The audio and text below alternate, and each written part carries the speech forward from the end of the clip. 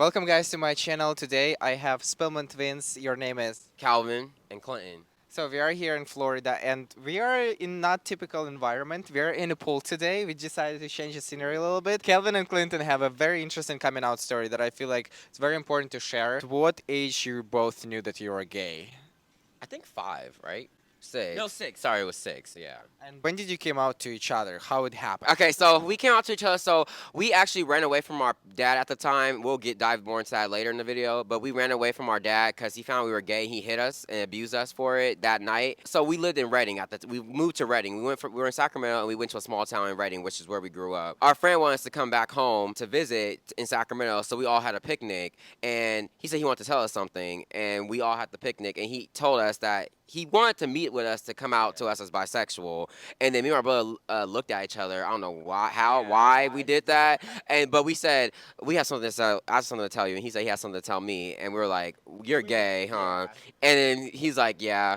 So it was like a moment. So we both came out to each other in front of our friends. So we all came out to each other. We both knew we were gay, but we didn't officially come out. It's like, let's just tell them. And so we all kind of had that moment. It was kind of cool though. What was your coming out to your parents? Like, how did it happen? If you can dive in details, how did they react? I'll let him go first. Should I explain the story, kind of like how it all unraveled? Okay, so we lived in a family where they didn't let us use technology. Like, when you're in school, it's like you very study. strict. Yeah, They're they were strict. strict. Yeah, but it's more so my dad's girlfriend. But anyways, so what happened was we had this iPod. I had Instagram, and then I was texting guys from there. And then I think, did I get Grindr? No, it was just Instagram. And so one time I was like laying in bed, I was playing my iPod, and then she comes out the room because we have sensors around the house. And so she comes out the room. You should probably explain how we got the iPods because you said we couldn't have technology. No, because remember they allowed us to use them. Explain that. You gotta explain that detail before, because you just said we didn't have technology. Oh yeah, but they eventually let us use the iPod. Sorry. Yeah. We told them we're getting older now. We should be able to at least have technology and get used to it.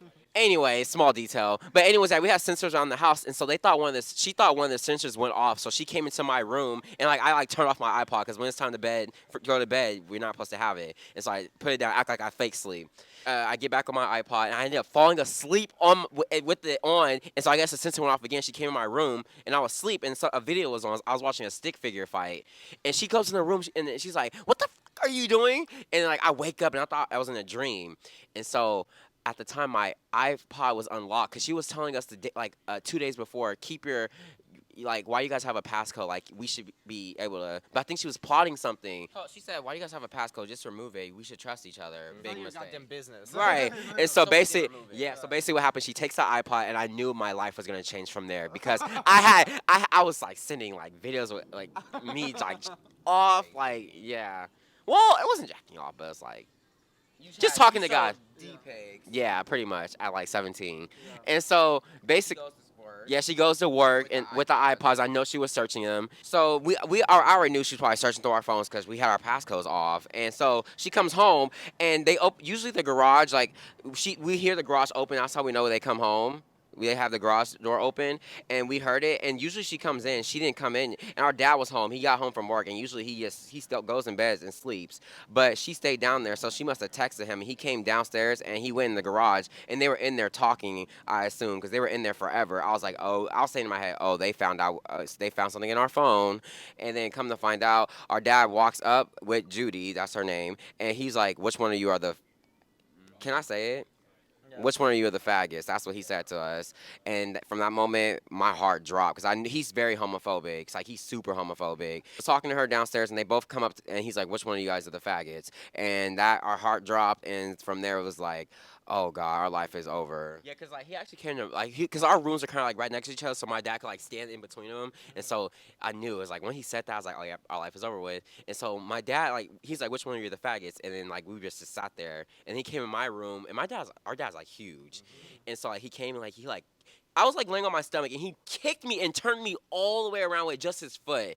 And so he was yelling at me and stuff like that, and he said, stand up, and then he pushed me in my chest hecka hard, and I was out of breath. And so then he went to your room. I don't know what he did.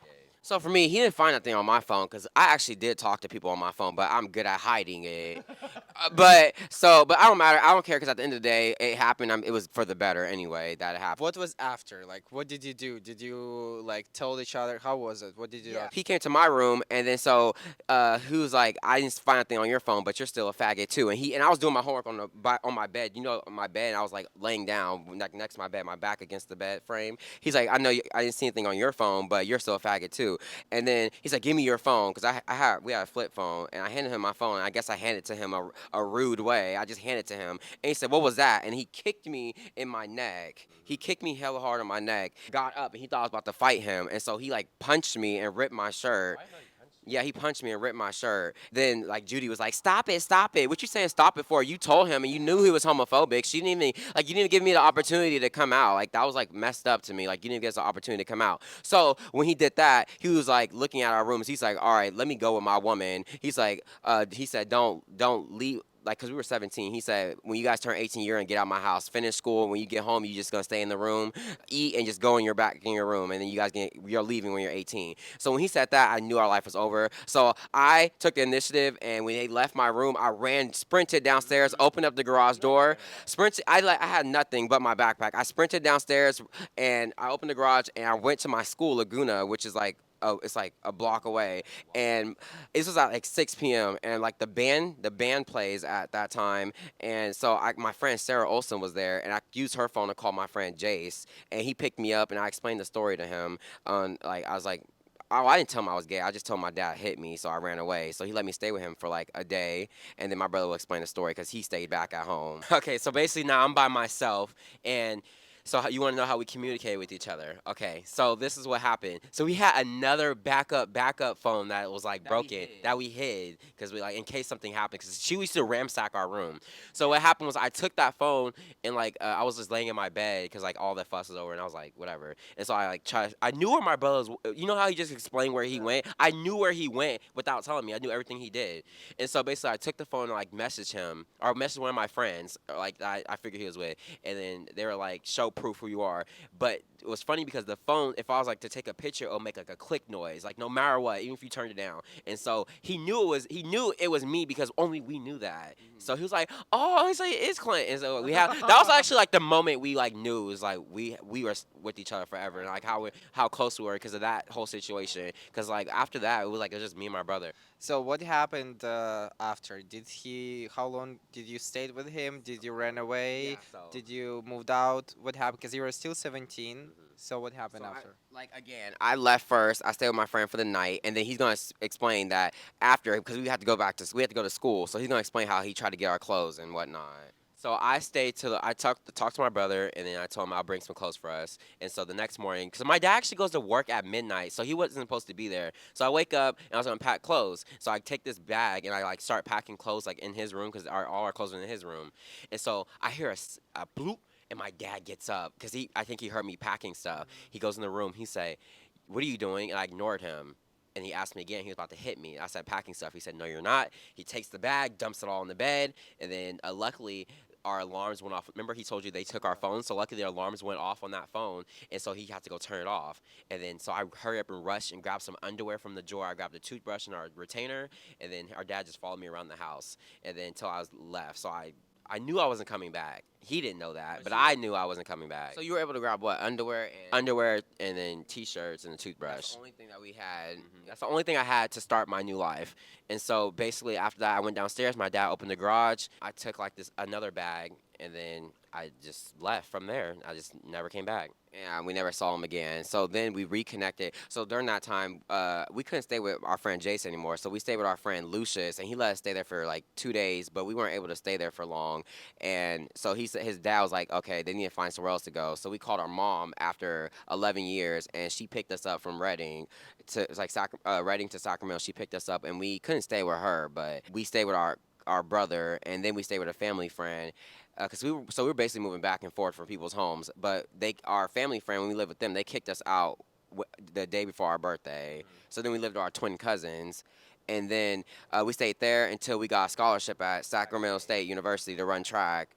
And from there, like life was pretty good, and yeah. Well, that was rough. That is.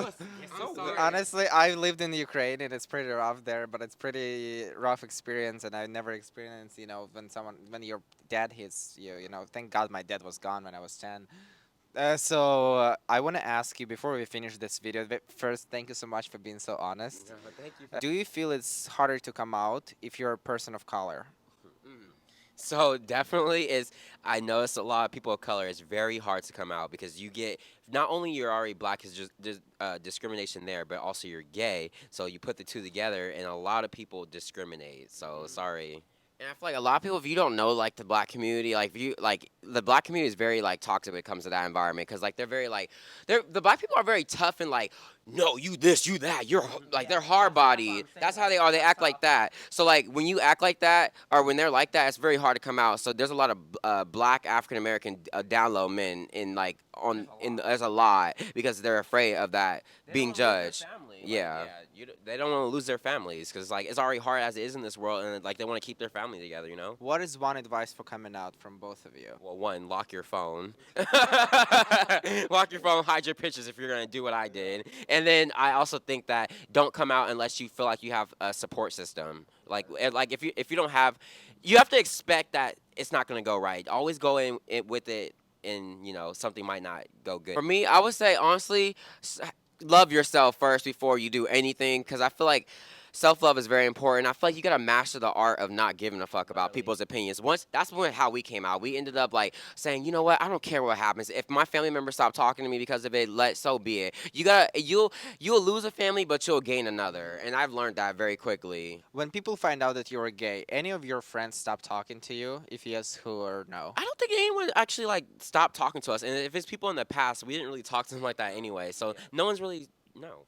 I don't think people will stop talking to us, but I know like if we remember because we're like LGBT content creators, so we do LGBT skits. So like when we ask, they'll either ignore us or like not want to do it because they don't want to.